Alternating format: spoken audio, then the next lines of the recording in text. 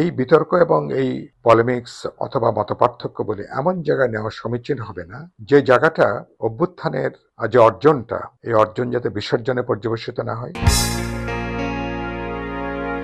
প্রথম বিষয় হচ্ছে যে যদি অভ্যুত্থানকারীদের পক্ষে যদি কোনো ঘোষণা দিতে হয়, তাহলে অভ্যুত্থানের গুরুত্বপূর্ণ অংশীজন যারা রাজনৈতিক দল, ছাত্র, শিক্ষক, অভিভাবক, সমাজের নানা গুরুত্বপূর্ণ অংশীজন যারা আছেন, সবার সাথে আলাপ আলোচনা করে, মত বিনিময় করে, কথাবার্তা বলে একটা ঐক্যমতের ভিত্তিতে তো এই ঘোষণা হবে।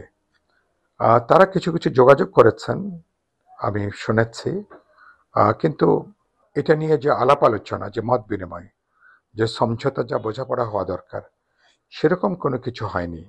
সম্ভবত তার সময়ও খুব একটা ছিল না। তো সেদিক থেকে তারা এটা আজকে তারা ঘোষণা না করে মনে করি তারা একটা বুদ্ধিমত্তার পরিচয় দিয়েছে।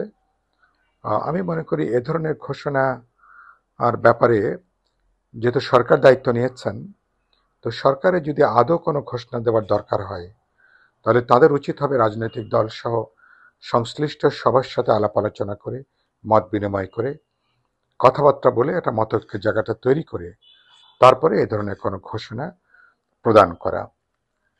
আর তো এটা গেল 1 নম্বর। 2 হচ্ছে যে ছাত্ররা ধরুন আজ থেকে 5 মাস আগে বা অভ্যুত্থানের পরপরই আমাদের আন্দোলনে যে ঐক্যের জায়গাটা ছিল, যে বোঝাপড়াটা ছিল, 4.5 মাস 5 মাস পরে তো নিশ্চয়ই আপনি একমত হবেন, সেই বোঝাপড়া, সেই সমঝোতা তো আগের জায়গার মধ্যে নেই। কিছু ফাটল, কিছু ফাঁকফোকর দেখা যাচ্ছে, কিছু কিছু অনৈক্যের লক্ষণ আমরা দেখছি। আমি ইতিমধ্যে বলেছি, গত পরশুদিন, গতকাল আমি বলেছি অনেকগুলো গণমাধ্যমে, যে আমাদের ছাত্র তরুণ বা আমাদের যে কারো পক্ষ থেকে এরকম কিছু করা উচিত হবে না যা আমাদের মধ্যে আরো বিভক্তি তৈরি করে, আরো বিভাজন তৈরি করে, আরো সন্দেহ অবিশ্বাসের জমিনটা যাতে আরো বাড়ায়। এরকম যে কোনো তৎপরতা থেকে আমাদের মনে করি আমাদের সংযত থাকা উচিত, আমাদের বিরত থাকা উচিত। কারণ না হলে কি, যদি আরো বিভক্তি বাড়ে, বিভাজনটা বাড়ে, তাহলে কিন্তু প্রতি ফ্যাসিস্ট রেজিম যারা যে কোনো ছুতায় যারা আবার ফিরে আসার জন্য যাদের বহুমাত্রিক প্রচেষ্টা আছে, এই ভাঙন, বিভক্তি, বিভাজনের সুযোগ তারা কিন্তু গ্রহণ করতে পারে। তো সে ব্যাপারে আমাদের মনে হয় যে সবার সতর্ক থাকাটা অত্যন্ত গুরুত্বপূর্ণ। আর আমি লক্ষ্য করেছি যে ছাত্ররা তারা যে কথা বললেন, আমরা দেখলাম যে 2 দিন আগেই 72-এর সংবিধানকে তারা একটা মুজিববাদী সংগঠন হিসেবে আখ্যায়িত করে এই সংবিধানকে তারা কবর দিতে চান। এটা অনেক আবেগী বক্তব্য। এটা কারো কারো হয়তো এরকম চিন্তা থাকতেও পারে, কিন্তু 72-এর সংবিধান এটা কোনো মুজিববাদী কোনো সংবিধান নয়। এটা পাকিস্তানের 23 বছর আমাদের যে লড়াই, তৎকালীন পূর্ব বাংলার জনগণের, পরবর্তীকালে আমাদের সশস্ত্র মুক্তিযুদ্ধের মধ্য দিয়ে এবং লক্ষ লক্ষ শহীদের রক্তের মধ্য দিয়ে কিন্তু এই সংবিধানের প্রেক্ষিতটা তৈরি হয়েছিল। তো সুতরাং এই সংবিধান চেষ্টা করা হয়েছে আমাদের জনগণের অধিকার এবং মুক্তির অনেকগুলো আকাঙ্ক্ষা ধারণ করবার জন্য। কিন্তু সংবিধান নিয়ে 72 সালেই আপত্তি ছিল, অনেকগুলো প্রশ্নে, অনেকগুলো ধারা নিয়ে আপত্তি ছিল। 53 বছরে এই সংবিধান তো আপনি খেয়াল করবেন, যারা বিভিন্ন সময় সরকারে ছিল তারা তাদের প্রয়োজনে তারা এটাকে তারা সংশোধন করে একটা চূড়ান্ত অগণতান্ত্রিক, সাম্প্রদায়িক এবং ক্ষুদ্র জাতিসত্তা বিদ্বেষী একটা সংবিধানে এটাকে তারা তৈরি করেছে।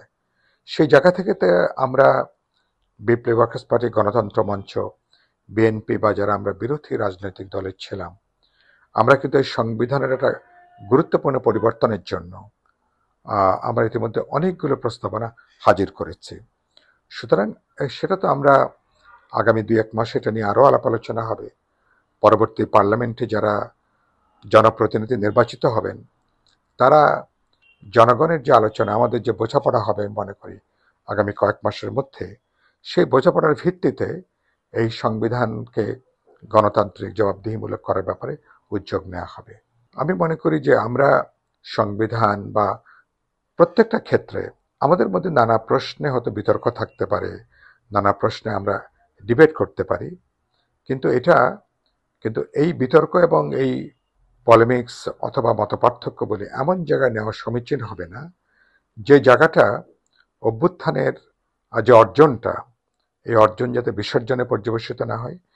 মানুষ আমাদের মুক্তিযুদ্ধের স্বপ্ন যেভাবে ৭২-৭৩ এটা দুঃস্বপ্নে পরিণত হয়েছিল, ৯০-এর গণঅভ্যুত্থানের স্বপ্ন যেভাবে একটা স্বপ্নভঙ্গ হয়েছিল, মানুষ চূড়ান্তভাবে হতাশ হয়েছিল, এবারকার ২৪-এর গণঅভ্যুত্থান আমাদের কারো অতিকথন, কারো বাড়াবাড়ি বা কারো হঠকারিতার জন্য গণঅভ্যুত্থানের বিজয় যাতে আবার ব্যাহত না হয়, যাতে হাতছাড়া হয়ে না যায়, আমি মনে করি রাজনৈতিক দল, ছাত্র, তরুণ সহ সমাজের প্রত্যেকটা গুরুত্বপূর্ণ অংশীজনের এ ব্যাপারে বাড়তি সতর্কতা দরকার।